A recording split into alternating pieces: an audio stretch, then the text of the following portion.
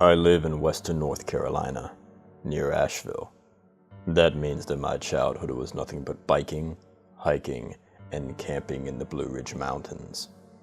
When I was about 14, I was heavily invested in the Boy Scouts.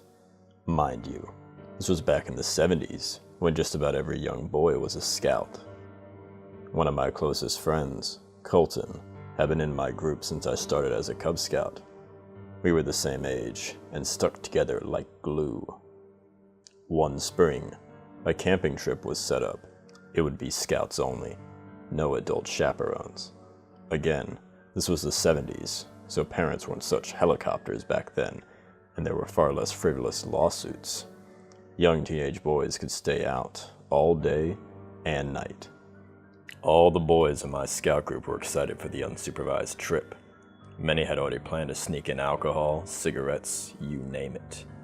The Friday night came and we all piled onto a bus and were driven off towards the Cherokee National Forest. The rest of the drive was a blur as I watched the road get hillier and the forest get thicker. The sun had set by the time we got to the campground, and 30 or so of us quickly used our skills and got a roaring fire set up fast. After pitching some tents and cooking up hot dogs, we started relaxing. A few of the older boys brought out the beers and started passing them around. I declined. Beers tasted pretty rank to me back then, but Colton and I did share a cigarette, which wasn't so bad. After roasting some s'mores, one of the boys, Nathan, leaned forward towards the campfire, and the orange flames illuminated his face as he grinned mischievously. "So, anybody know any good scary stories?" he asked. There were a few chuckles, some nervous. A few of the younger boys slipped away from the campfire, afraid of getting scared. No one stepped forward, and for a moment, I didn't think we'd hear any. Colton smirked slightly and stepped up. "Oh, I got a good one. It's also true. And it's close." One of the boys laughed. "Ha! That's bull!" he exclaimed. Colton grinned. "Oh no, totally true, I swear," he stated. Everyone quieted down and listened in. Colton leaned in closer towards the fire, and the flames illuminated his face all creepily. "As you guys know, we're in the Cherokee National Forest. Well, this story comes straight from here, not as entertainment, but as a warning." Colton was part Cherokee on his dad's side. Nature is sacred. Nature is to be preserved and cared for. Look around you. Nature is beautiful. I glanced away from the campfire into the darkness, where shadows jumped due to the reflecting flames. But evil is all around us. It's in our hearts, it's in our souls, and it can even manifest in physical form. Some of these spirits are malevolent. I glanced at the faces of the boys around the campfire. Moments ago, everyone was happy and joking around. Now, the expressions were stressed, and eyes were wide open. "There's a spot in the forest where no man or woman should ever venture. No life can exist here. The ground is bald because not even grass will grow. Birds lay dead around the clearing. It's a portal to the afterlife." I felt a sudden burn on my finger and jumped, causing a kid next to me to shriek. I'd been so engrossed that the cigarette in my finger had burnt all the way to the end. Colton continued. "When night falls, spirits can crawl through this hole and walk about this spot in our world. They pace back and forth, perhaps plotting the demise of any man who ventures to this spot. But for the few who ventured there, they claim to have seen these spirits walking to and fro in this clearing. Anyone who spends the night at this area is surely doomed." Colton nodded and moved to sit back down. "I say we go there," Nathan stated. Everyone froze. No way. Surely no one would want to. "I'm in," Colton said. Everyone stared at him. "Colton, didn't you just—" I stammered, but Colton chuckled. It's just a story. Here." He dug out a map of the Cherokee National Forest and pointed to a spot. Everyone stared at it. "That's only like 4 miles from here. We could be there in 2 hours easy," Nathan muttered. I checked my watch. It was about 9:30 p.m. We'd get there just before midnight. Several kids backed out immediately, but most were all for it. We started packing up for the hike. "You going through with this?" Colton asked me. I noticed a twinge of fear in his eyes. "I'm surprised you were so eager to go after telling the story," I said. Colton shrugged. "It's just a scary legend to keep kids in bed at night." But Colton's eyes betrayed his calm demeanor. Maybe he was trying to impress the older kids. We took off with the other boys, about 20 of us, with everyone else staying behind. The forest was pitch black aside from our flashlights, which we swept all over the swaying trees. About an hour later, it started to rain, and it quickly turned into a downpour. Several of the guys backed out, leaving only about 6 of us. I was thankful to have brought my raincoat in my pack. About 30 minutes out, Colton pulled me aside for a second. His face was creased with worry. "Why are you doing this?" he asked me. "Curiosity. And hey, I'll go wherever you go, no matter what." Colton and I were like brothers. I'd always have his back. Colton smiled slightly. "Just don't step in the clearing, okay?" I nodded. "So you believe it now?" I asked. He didn't answer. We hit the trail again. The trail ended about 10 minutes out, and Colton led us straight into the woods. A few more boys backed off, unwilling to leave the trail. It was just me, Colton, and the other kid, Nathan.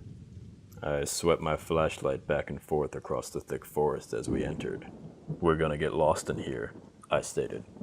Nathan pulled out some fluorescent tape and taped it to a tree. "Ain't stopping now," he stated. We ventured forward, with Colton leading by compass, south. Nathan taped trees behind us as we pushed into the black woods. Unease crept into me as I swept my flashlight left and right through the dark trees. I expected to see a face illuminated in the light, but no such thing happened. Just pouring rain and rustling trees. Colton froze ahead of us. "Guys." Nathan and I approached him. He showed us his compass. It was spinning rapidly. We looked forward. There was a clearing. "This is it." The 3 of us crept up to the tree line. I felt all the hairs on my body stand up, as if an electrical charge went through me. Nathan shivered. "This ain't right," he breathed. I shined a light into the clearing. It was small, no more than 100 feet across. All the grass was dead, leaving just a flat, oval patch of dirt surrounded by tall trees.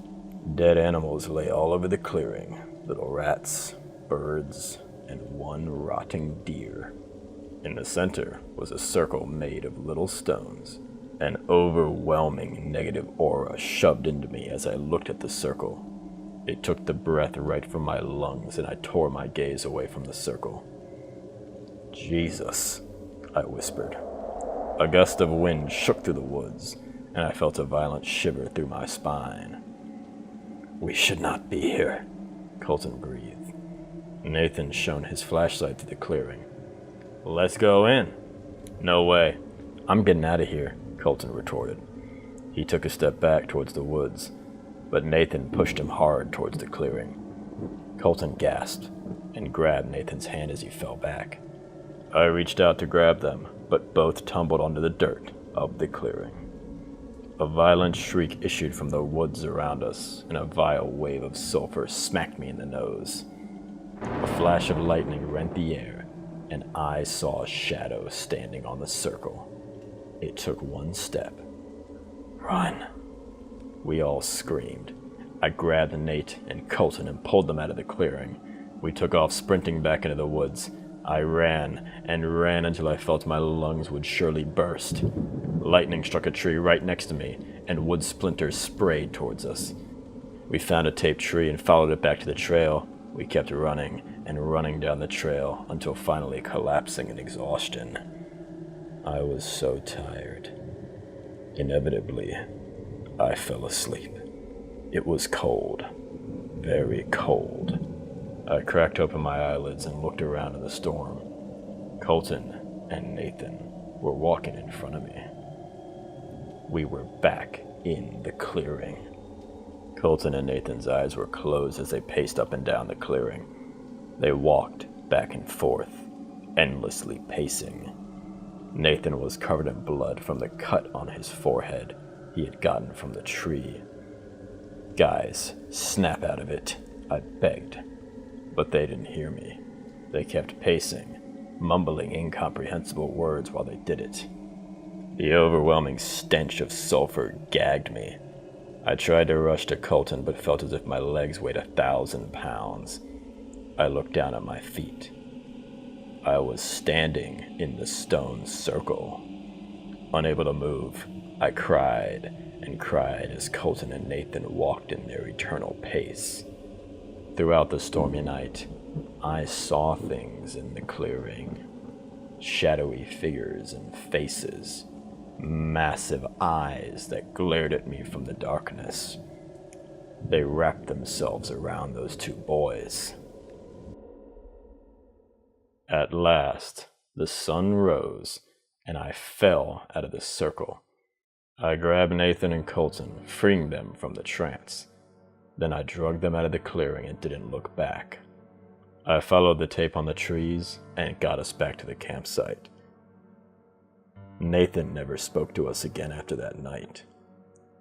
Colton and I still do talk about it sometimes, and it's been one of the bonds that's kept us close all these years. At night, I tie a rope around my wrist and secure it to my bed frame, because if I don't, I may wake up and find myself back in that circle.